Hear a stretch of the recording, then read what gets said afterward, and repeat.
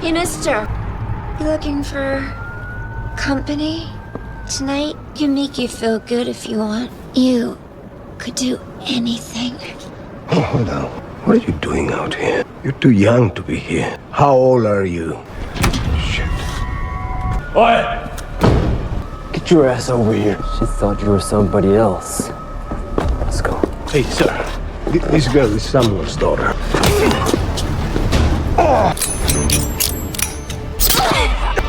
A man entered the cafe looking uneasy, his eyes scanning the room as if he were searching for someone. When the waitress asked, he ordered a cup of coffee. He kept glancing around, clearly suspicious of the people nearby. After a while, he got up and walked into the kitchen. There, he confronted one of the cooks. The fight was intense, and the man named Frank eventually gained the upper hand. The cook tried to defend himself, but he couldn't hold out for long. In the end, Frank looped a rope around his neck and began to strangle him. The story then shifts to 1 year earlier. Frank talks about how many words people speak each day, comparing men, women, and lawyers. He says that he speaks 80,000 words a day, but only 3 of them truly matter, and those words are, "I love you." Frank was talking to his wife and daughter. He was a sharp lawyer, known for bending the system to win cases. One day, his wife Sue and their young daughter Olivia called to ask where he was. Olivia was getting ready for a talent show and was excited to perform for him. Frank pretended that he was already home, even though he was still sitting at his desk at work. Olivia's excitement made Frank stop and reconsider. In the end, he decided to leave work so he could watch her perform. But just as he stepped out of the elevator, a coworker pulled him into a discussion about another case. Because of the delay, by the time Frank arrived, the performance was already over, and his family had gone. Frank tried calling his wife and daughter, but no one answered. He went home with a teddy bear for Olivia and waited, leaving apologetic messages and hoping Sue would return soon. The night passed until police lights flashed outside. At the scene, Frank walked in a daze, the voices around him fading away. In a drainage ditch, he saw 2 bodies holding each other. They were his wife and daughter. Frank collapsed in grief and was restrained by the police. Soon after, a funeral was held for his wife and daughter. Sue's mother had always stayed quiet while Olivia was alive, but she never understood what the girl saw in Frank, and she no longer wanted to hear his voice. I never want to hear your voice again. When he returned home, Frank lived in a fog, haunted by memories of his wife and daughter. Frank spent his days drinking and watching anything that reminded him of his wife and daughter. Later, he confronted Chief Loose Tiger, demanding action. The chief barely listened and stayed focused on his phone. He mentioned that the area was controlled by the Russian mafia and that a few strands of blonde hair were found near the scene. It was territory the Russian mafia operated in, and it was extremely difficult to catch anyone involved. Frank pointed out that the police still hadn't found his wife's wallet, but Detective Last was too busy texting.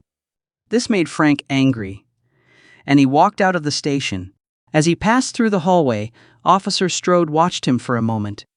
After leaving, Frank went to a bar and drank to the point of self-destruction. Meanwhile, a fight was happening in the back room of the bar. "Desperate!" Frank began shouting. In response, a man attacked him. Frank went home covered in blood and bruises. Looking at himself in the mirror, he believed this was the form of punishment he deserved. After that, he kept returning to the bar, letting himself get beaten again and again. This downward spiral continued until his coworkers told him to take a leave from work. They suggested that Frank get psychological treatment, but he knew they simply didn't want him there anymore. Frank didn't want to stay either. He could no longer defend criminal suspects. After that, he kept returning to fights, getting beaten day after day. One day, Officer Strode found Frank unconscious on the ground and helped him up. They sat together at the bar, drinking. Frank admitted that he hadn't attended his daughter's talent show on the night his family was killed, and the guilt still weighed heavily on him. Strode explained that the case had once been a priority because of its difficulty, but now it had gone cold. After their conversation, Frank left the bar and walked home. While walking, Frank came across a young girl. A man soon appeared and tried to abduct her, prompting Frank to attack him. More people quickly joined the fight. The girl stabbed Frank in the leg, causing him to fall into a bookstore. He stumbled out just as the police arrived. After the incident, Frank decided to start training to improve himself. Frank set up a home gym to train. He began intense physical workouts and took karate and jiu-jitsu classes. One night, he drove a black car back to the place where his wife and daughter had been found. Parking under the bridge, he searched for anything that might have been overlooked. In the quiet, he heard a faint tapping sound. He realized that his former, distracted self would never have noticed it. Following the noise, he climbed an antenna that led to a small shack, clearly occupied by someone.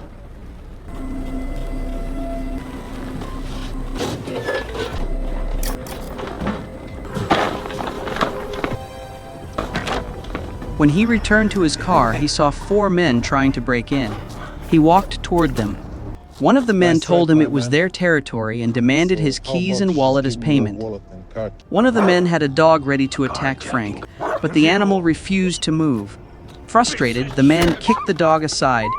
Frank stayed quiet and pretended to hand over his wallet. At that moment, he grabbed his car key and struck the first man. A fierce fight broke out. Frank fought with precision and skill.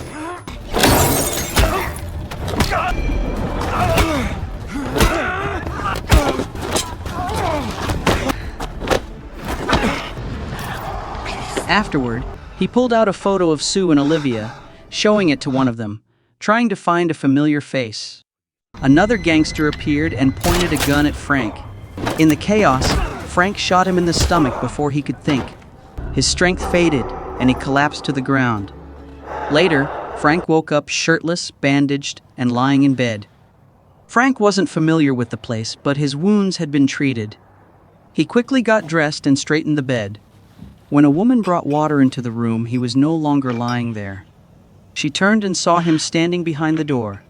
The woman introduced herself as Alma, a local volunteer nurse.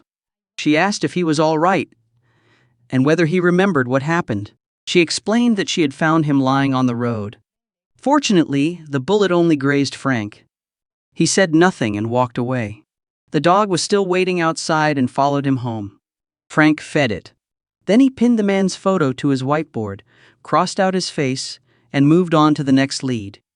While reviewing the crime scene photos, he noticed that Sue's car window had been rolled down.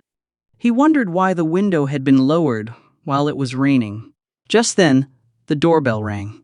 Alma was standing there with his wallet, reminding him that his bandage needed to be changed. She had found his address from his ID. After she finished tending to the wound, Frank patted her shoulder and walked away angrily. Alma called out, saying he couldn't pretend he didn't know how to speak. She told him she had heard him talking in his sleep, which proved he could still speak despite staying silent. Frank didn't respond and simply handed her an invitation to the memorial for his wife and daughter. Alma expressed her sympathy and asked if the killer had ever been caught. She said she knew the area well and told him to let her know if he needed help. I know that area very well. I drive through it on my way to work. Let me know if you need any help. Guilty dog. Smallest of sense. Frank returned to the crime scene with the police dog. He let the dog pick up the scent using Olivia's and Sue's clothes. The search led them to a drainage tunnel, where Frank found Sue's wallet. After that, he went to find the man living in the small shack overlooking the area. When Frank opened the shack, it was empty. That night, he returned and waited. He saw the man from a distance, coughing as he climbed the ladder. Frank stepped out of his car, but the loud door slam alerted the man, and he escaped before Frank could reach him. After that, Frank went to Alma's place, but she wasn't home. At the hospital, Alma was stopped by a group of men. They reminded her of her debt and refused to let her leave. When she resisted, one of them grabbed her by the neck before letting go. A short while later, Frank arrived and took her away. On the way back, Alma explained that the shack Frank was investigating belonged to a man known as Mr. Shivers. Elma said she knew the place. It belonged to Mr. Shivers, who sometimes worked as a fry cook at a local diner. After Frank dropped her off, a group of Russian gang members cornered her and demanded that she keep supplying the drugs she had stolen for them. Frank stepped in and quickly took them down. Frank pointed his gun at them and forced them to run. After they left, he asked Elma to explain. She said they had shown up at the ER and pressured her to steal medication from the hospital, and that they would kill her if she refused. The next morning, Frank found Elma cooking, and soon the two of them were eating breakfast together. During breakfast, Elma mentioned that even though she had never worked directly with Shivers, she knew he had a bad cough. The scene returns to when Frank confronted Shivers. In the diner's kitchen, Frank found him, and the two got into a brutal fight. When it ended, Frank forced Shivers to look at the photo of Sue and Olivia. Shivers didn't deny knowing them, and his expression showed clear recognition. Pressed for the truth, Shivers revealed that he had witnessed the murder from his hiding place. The killer wasn't a gangster, it was a cop. He said he killed the officer later in a warehouse. Afterward, he took the money that was there and got rid of it because he needed it to survive. He apologized. Frank slipped out the back of the diner while others rushed in from the front. Determined to uncover the truth, he sneaked into the police station and discovered that Officer Hank Strode had been patrolling the area on the night Sue and Olivia were killed. His suspicion grew stronger. For 7 days, Frank tailed Strode, switching cars to avoid being noticed, and eventually pieced together the full route in his mind. One day, Frank found a spare key hidden behind a potted plant at Strode's house and let himself inside. He discovered a police jacket with frayed gold threads on its badge, matching the evidence from the crime scene. Yes,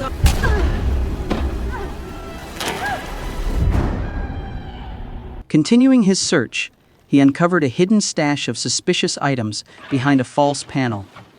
Inside the stash, Frank found magazines with his face on the cover, news clippings about Strode's daughter who had been murdered years earlier, and old case files about a suspect Frank once defended who was released on a technicality.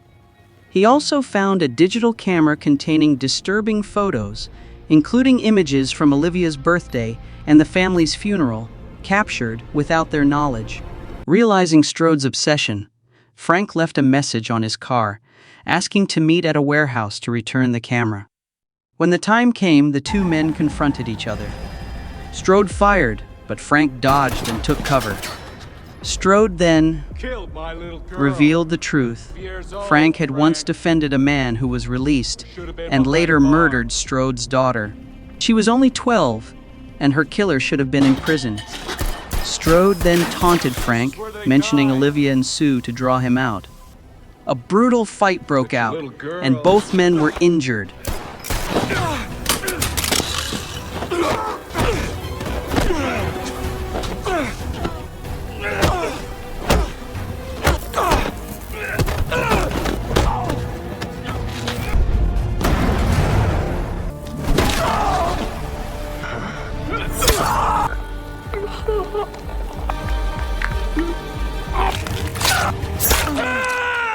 In the struggle, Frank remembered a lesson from Marcus Aurelius. True revenge is not becoming like the enemy. Frank held back and spared Strode's life, knocking him out instead of killing him. Shortly after, Strode was arrested and sentenced. The police department admitted that one of their own had betrayed the badge. In the end, Frank and Alma stood together at the graves of Sue and Olivia,